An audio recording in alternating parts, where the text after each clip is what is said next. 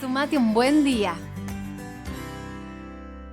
Bueno, y como siempre nosotros buscamos tener el punto de vista profesional. Además de darle oídos a la sociedad, también nosotros damos oídos a lo que es la atención profesional y siempre buscamos no solamente el consejo, la orientación, sino también la opinión de qué es lo que un profesional opina al respecto del mismo. En esta oportunidad hemos invitado al codirector en Psicólogos en Adicciones, licenciado en Psicología, nuestro gran querido licenciado Alejandro Dordoni, quien está con nosotros acompañándonos vía Zoom. Alejandro, muy buenas noches. ¿Cómo estás? ¿Todo bien?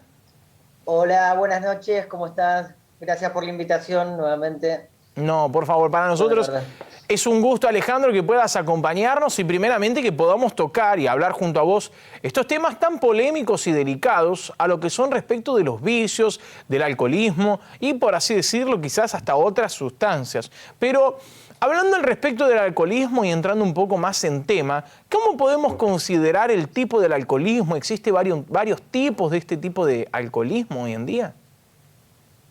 El tema del alcoholismo, como el de cualquier otra sustancia, que son objetos, tiene que ver con el vínculo con la sustancia, ¿no? Vamos a hablar del alcohol porque es el tema específico, ¿no? Pero esto se podría aplicar a otras sustancias también. Voy a comenzar diciendo que el alcohol es la droga legal más consumida y que más muertes produce a nivel mundial y a nivel nacional.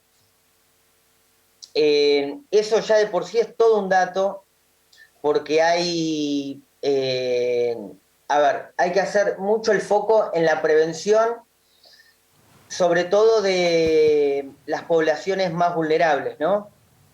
Cuando hablamos de las poblaciones vulnerables, hablamos de los adolescentes, de embarazadas y lactantes y de personas que utilizan maquinarias o se suben a un automóvil o tienen que manejar maquinarias en su trabajo, ¿no? Claro. Volviendo a lo que vos decías de los tipos de alcoholismo, yo voy a responderte la pregunta desde el tipo de vínculo que se puede adquirir el usuario con la sustancia. Ese tipo de vínculo puede definirse en el uso, abuso o adicción. El uso lo podemos ver en la persona que en una cena toma una copa de alcohol ocasionalmente, ¿no? En Claro, una cena para una copa de comida. alcohol. Es el consumo ocasional. Primero distingo el uso, el abuso, la adicción y después voy a comentar algo sobre el uso ocasional. El abuso es cuando se aumenta la frecuencia y la cantidad del consumo, por ejemplo, de alcohol, pero además de lo cuantitativo, hay un aspecto cualitativo y es cuando ese consumo de alcohol comienza a cumplir una función. No es solo un consumo ocasional, sino que tomo alcohol porque me hace perder la timidez o porque es una manera que encontré de reducir la ansiedad, es una manera que claro. es una manera, claro, que encontré para estabilizarme emocionalmente. Estoy apoyándome un poco en los puntos que ustedes mencionaban ahí, Sí, sí. que todos, o sea, realmente son las funciones que puede llegar a cumplir el alcohol en una persona que abusa.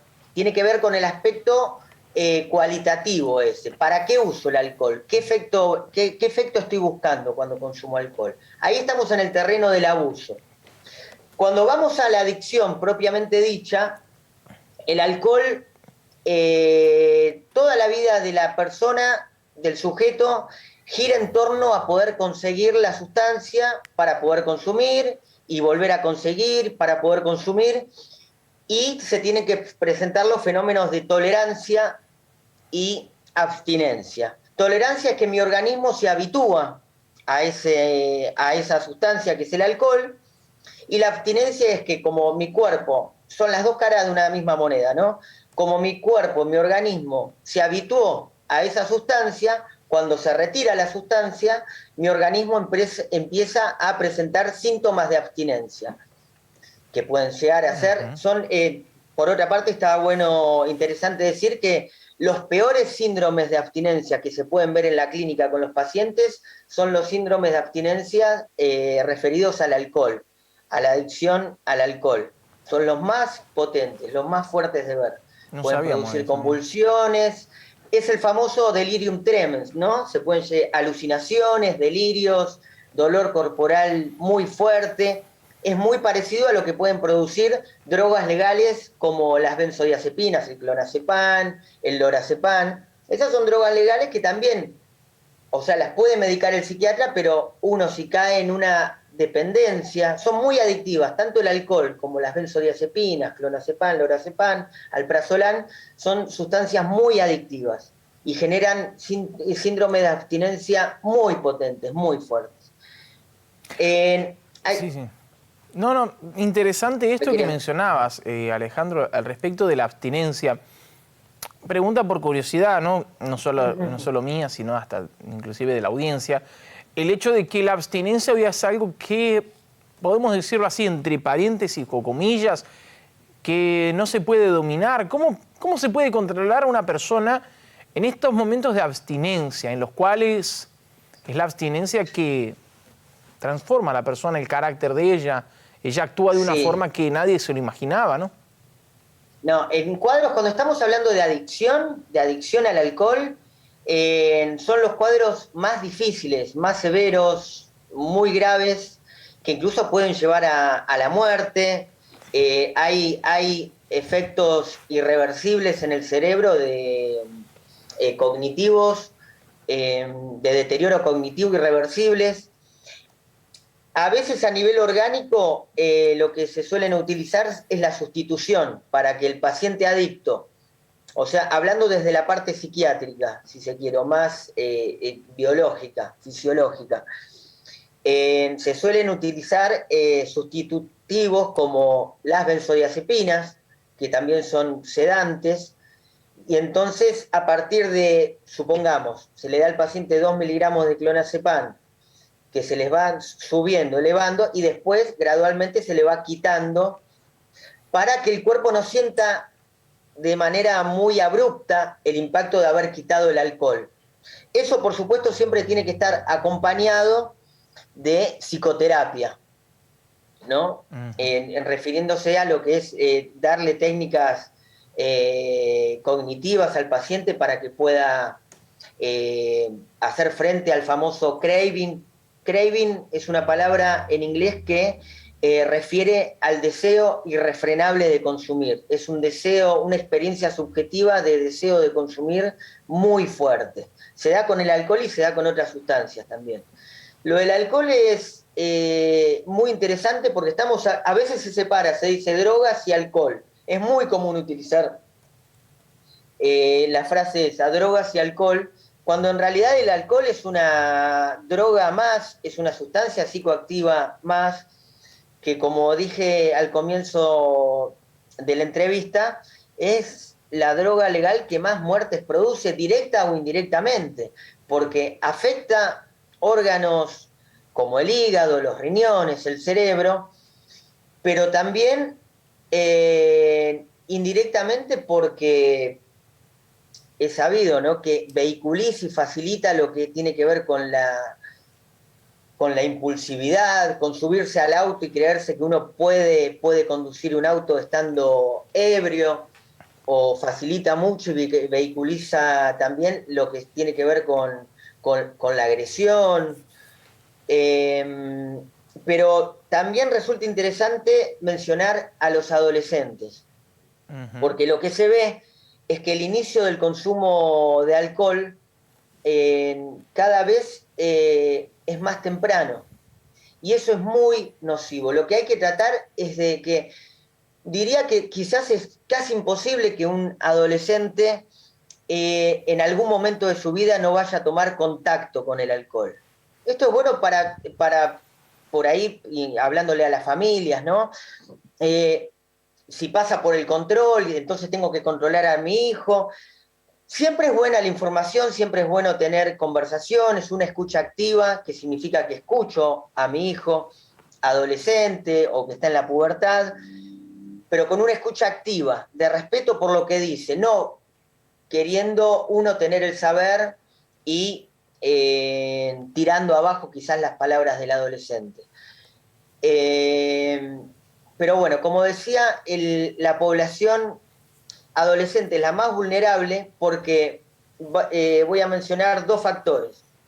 Uno tiene que ver con el sistema nervioso central y el otro tiene que ver con el sistema digestivo. En un adolescente, el sistema nervioso aún no ha sido completado su desarrollo. Está estimado, según estudios, que totalmente el sistema nervioso central termina su desarrollo aproximadamente entre los 23, 25 años. O sea que estamos hablando de que la finalización propiamente dicha de una adolescencia tardía estaría entre los 23, 21, 25 años, puede llegar a ser. Entonces, si el adolescente consume alcohol, de por sí vamos a estar hablando de un consumo que es problemático, porque va a estar interfiriendo en ese desarrollo correcto del sistema nervioso central, sobre todo la corteza prefrontal, que es muy importante en la vida del ser humano y es el último logro evolutivo que permite el control de impulsos, donde está la razón, donde está la capacidad de pensar a largo plazo, de proyectar, de planificar.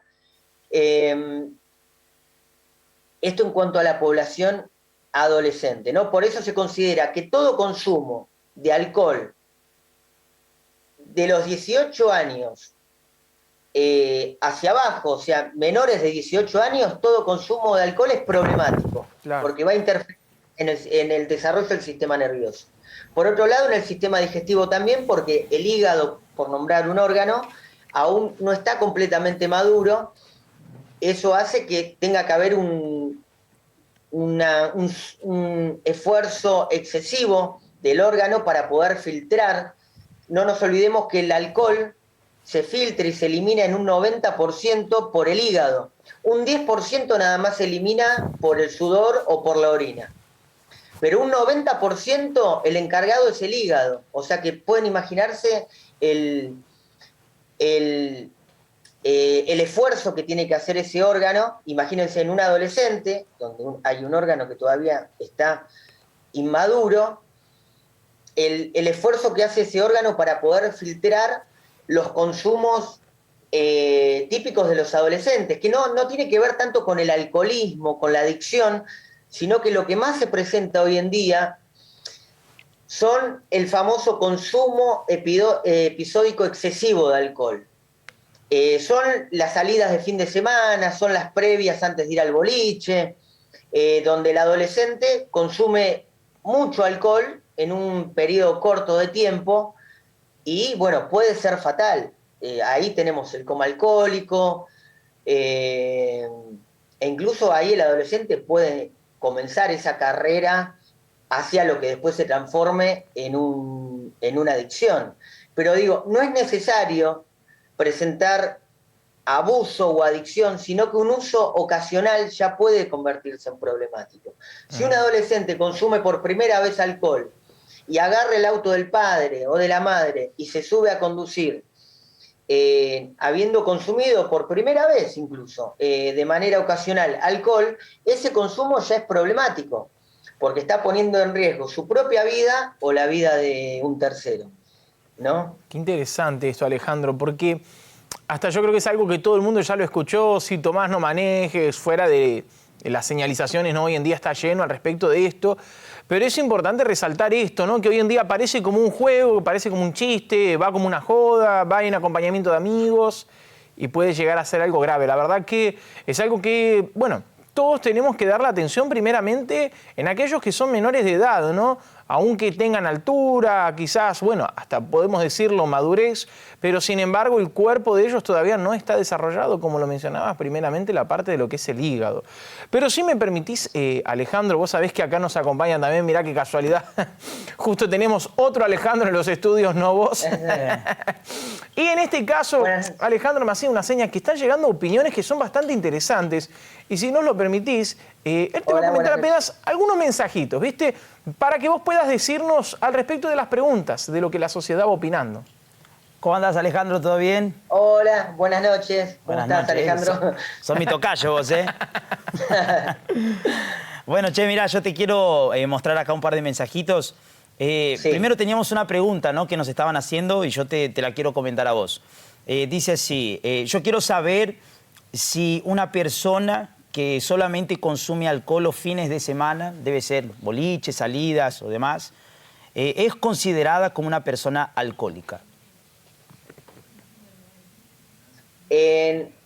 No necesariamente, no necesariamente. Tiene que ver con lo que estuve explicando recién, de que pueden ser consumos que se dan los fines de semana nada más, pero pueden tornarse problemáticos. No es necesario que sea una adicción, pero ese adolescente que consume los fines de semana o una persona que consume los fines de semana, salgamos también de la adolescencia, pueden ser un joven adulto, un adulto. Sí, gente grande también, ¿no? Que hoy en día hay mucho también, ¿no? Por supuesto, que consume todos los fines de semana. Si ese consumo va aumentando en la frecuencia, en la cantidad, por ejemplo, fines de semana, sí, cuando llegue el viernes a la noche tomo porque me relajo, después de la semana laboral, y la verdad que me merezco tomar una cerveza, 2 latas de cerveza, pero después paso del viernes al sábado, voy aumentando la cantidad, la frecuencia, pero también incluso ahí puedo empezar a aumentar la cantidad, porque el organismo va generando tolerancia, se habitúa. Entonces, si antes una lata de cerveza me relajaba, después de un mes, supongamos, ya no me relaja, no me produce el mismo impacto. Entonces necesito 2 latas de cerveza. Y ahí es como se va incrementando. Y por otro lado, además puede ser problemático consumir solo los fines de semana,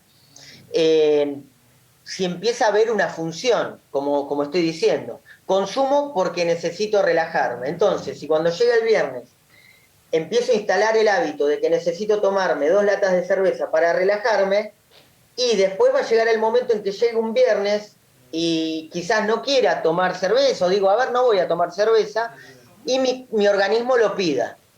Eso tiene que ver efectivamente con lo que es la tolerancia y la abstinencia. Entonces sí, alguien que consume los fines de semana puede presentar un consumo problemático. Claro, es decir, puede que comience con un fin de semana y después va creciendo. Es como ese típico, ¿no?, que a veces dice así, solamente yo estoy hablando, por ejemplo, de otro vicio que puede ser droga, ¿no?, o hasta alcohol también, ¿no? Solamente voy a tomar un vaso y después termina siendo una persona que terminó siendo adicta, ¿no? Bueno, yo te quería hacer una pregunta más, porque es algo que también se ve mucho hoy en día con la sociedad, con la modernización y bueno. Hoy en día se ve mucho también a los padres el incentivar a sus hijos a consumir alcohol. Muchas veces hasta como un juego. ¿Eso es correcto? Es decir, un padre que sé yo, hijo, toma acá el vasito de cerveza y quizás hasta lo ven como algo gracioso, se ríen. ¿Qué consejo vos darías a los padres? A ver, en una casa la ley está representada por los padres. Si yo habilito el consumo de mi hijo, o sea, que mi hijo pueda consumir alcohol en mi casa, se complica, porque el mismo padre está habilitando el consumo. Incluso algo más también para la familia y para los padres. Hay un video muy interesante que se suele ver en cursos, en posgrados de adicciones, que está en YouTube, que se llama Los chicos miran, los chicos hacen. O sea, los chicos van absorbiendo más que por la palabra, por lo que hacen los referentes, que son el padre y la madre en una casa. vamos creciendo con eso, vamos creciendo, y si mi viejo cada vez que va a cenar o cada vez que hay un festejo veo que toma alcohol y por ahí algunas veces incluso se emborracha, bueno, eso se empieza a naturalizar en el sistema familiar y empieza a ser visto como natural o algo esperable que cuando haya un asado, cuando haya un encuentro, un festejo, un evento, tenga que estar el alcohol necesariamente. Sí. Bueno, yo te quería hacer una pregunta más. Vos que de repente estás así más en contacto con familias o con personas con el temita de las adicciones. Estábamos justo hablando del tema de la familia. ¿Influencia mucho, por ejemplo, al hijo el tener un padre adicto, ya sea al alcohol o algún tipo de droga, lo que sea? ¿Hace así mucha diferencia? O sea, la cantidad de pacientes que de repente vos atendiste en un momento o orientaste en alguna situación, tenía mucho que ver también con el tema de la familia, tener así un familiar, ya sea padre o hermano o familiar metido también en este tipo de adicciones. Es un factor de riesgo. A ver, las adicciones son multicausales, hay muchos factores, pero por supuesto que tener una figura como un padre o una madre en la cual es el primer grupo social al cual el ser humano pertenece, y si uno de esos referentes usa, abusa o es adicto al alcohol o a otra sustancia, en el registro de lo que tiene que ver con las identificaciones, o sea, yo voy a tomar rasgos de mi padre y de mi madre, voy a ver cómo se mueven, qué hacen, qué no hacen. Por supuesto que no es algo que termina siendo disfuncional al sistema familiar. Lo mejor es no habilitar el consumo en la casa para ningún tipo de consumo. E incluso cuando aparecen las famosas previas, que muchos padres por ahí pueden decir, bueno, pero prefiero que mi hijo, antes de ir al boliche, tome en mi casa que se vaya a la calle o a tomar a la esquina o a la casa de otra familia que yo no sé cómo se manejan. No, no es aconsejable. Nunca es aconsejable que una familia, que un padre y una madre habiliten el consumo, el abuso de alcohol en una casa, por creer que de esa manera están protegiendo a su hijo. Lo que están haciendo es habilitar el consumo y el abuso de alcohol en la propia casa, porque en las previas no se usa alcohol, en las previas se abusa del alcohol para ir entonado al boliche, para, digamos, antes tu compañero ahí dijo una palabra que es como tomar coraje o valentía. Bueno, se utiliza para eso, entonces nos emborrachamos en casa para después ir al boliche. Y eso se empieza a instalar en el sistema familiar, los padres lo habilitan o incluso están encerrados en la pieza para no molestar al nene mientras se emborracha en el comedor. Nunca es aconsejable eso. Y la familia cumple un papel principal, un rol principal en ese marco, ¿no, Alejandro? Entonces, la familia en sí tiene una importancia muy grande, ¿no? Como muy grande, decías, muy grande. Muy grande, porque hoy en día realmente es como vos decías, ¿no? La familia es quien habilita o quien también puede llegar hasta prohibir, obvio. También comentabas que todo adolescente en algún momento va a tener quizás este tipo de contacto, solamente que cuando no es habilitado por la propia familia también ayuda, ¿no? A que él tenga más cuidado, ¿no? Y otra cosita más, la última pregunta que yo tengo para hacerte en esta noche. ¿Vos qué pensás? ¿Hay una concientización correcta en relación a las consecuencias del alcohol? Porque muchas veces quizás el padre no lo enseña para el hijo, no tengo así mucho hoy en día, ¿no?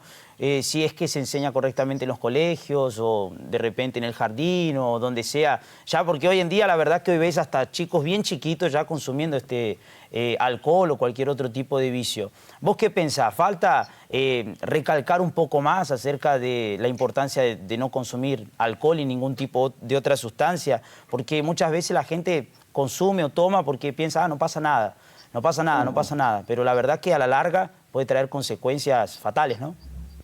Falta muchísima concientización. Mucho, Alejandro. Realmente está muy naturalizado el consumo de alcohol en la sociedad, en la familia.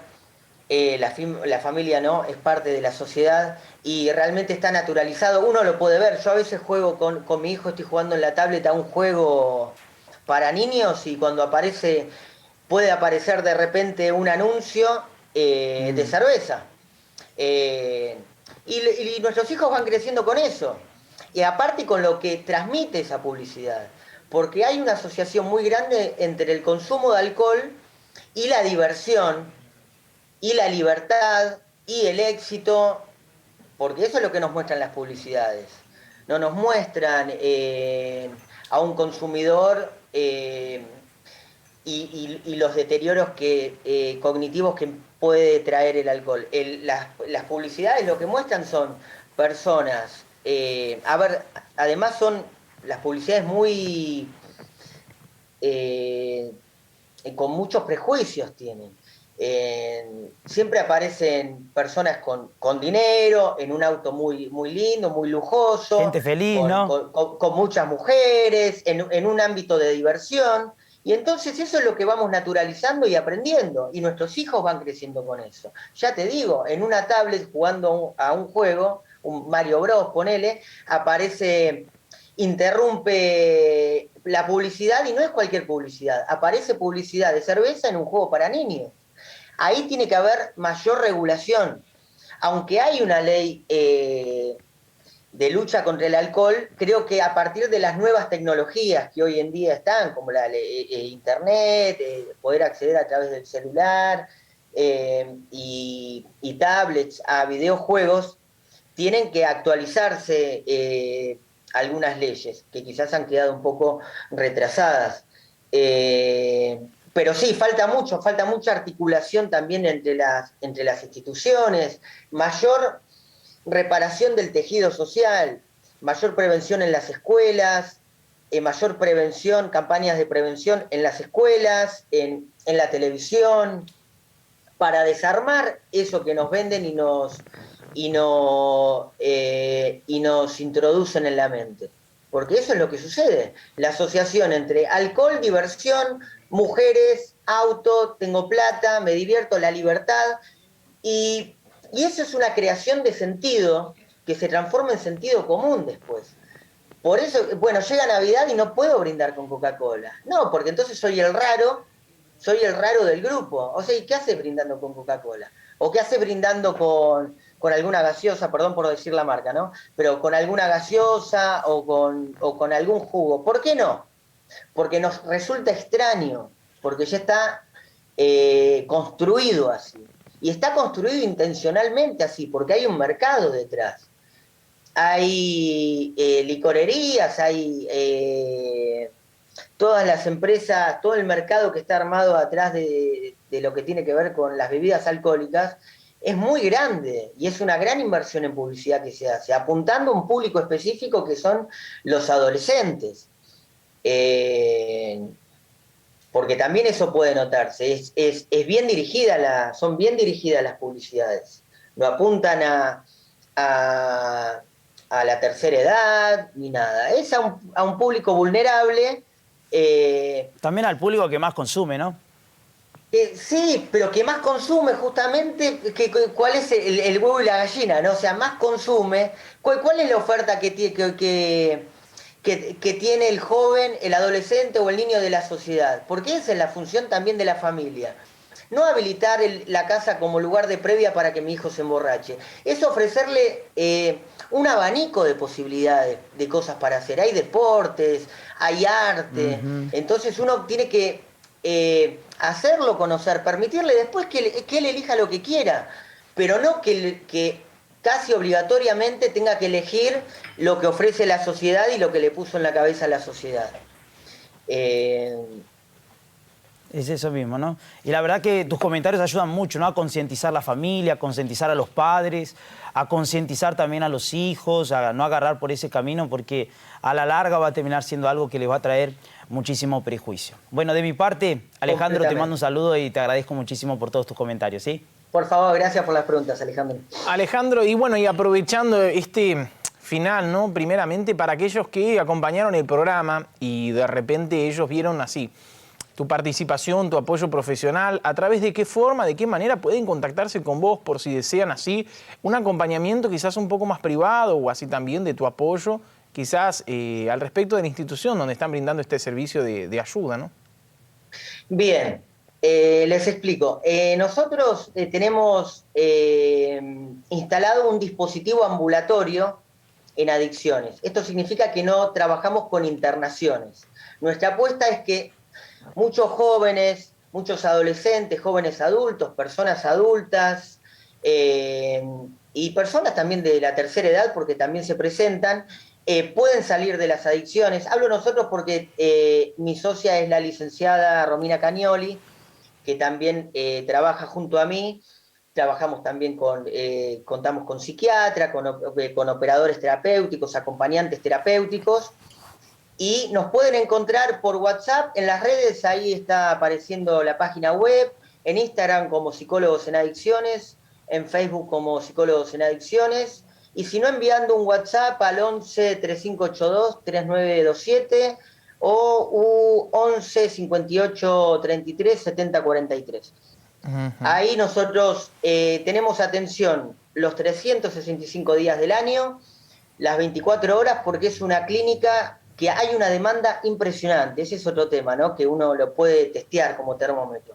Es impresionante la cantidad de gente que necesita ayuda con las sustancias psicoactivas, sea alcohol, cocaína, marihuana, psicofármacos,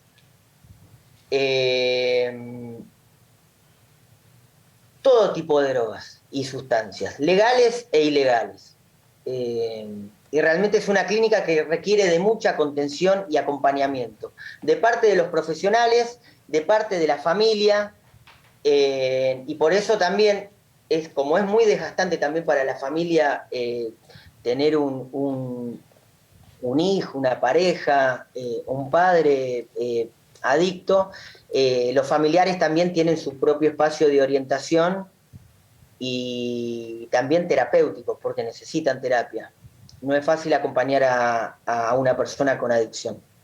Así que bueno, ahí estamos, creyendo que realmente se pueden salir de las adicciones y que hay que tratar de interpelar a ese sentido común que ha sido construido, de que para ser feliz o para encontrar algo de felicidad necesito de un objeto, necesito de consumir. Puede ser consumir sustancias o puede ser consumir, comprar cosas. Eso es lo que nos transmite la sociedad de consumo de hoy en día. Pero no, la verdad es que si hay algo cercano a momentos de felicidad está en los vínculos. Y eso es lo que se intenta transmitir también desde nuestro dispositivo. Que puedan fortalecer los vínculos con la familia, la persona adicta, que pueda fortalecer los vínculos con la comunidad, con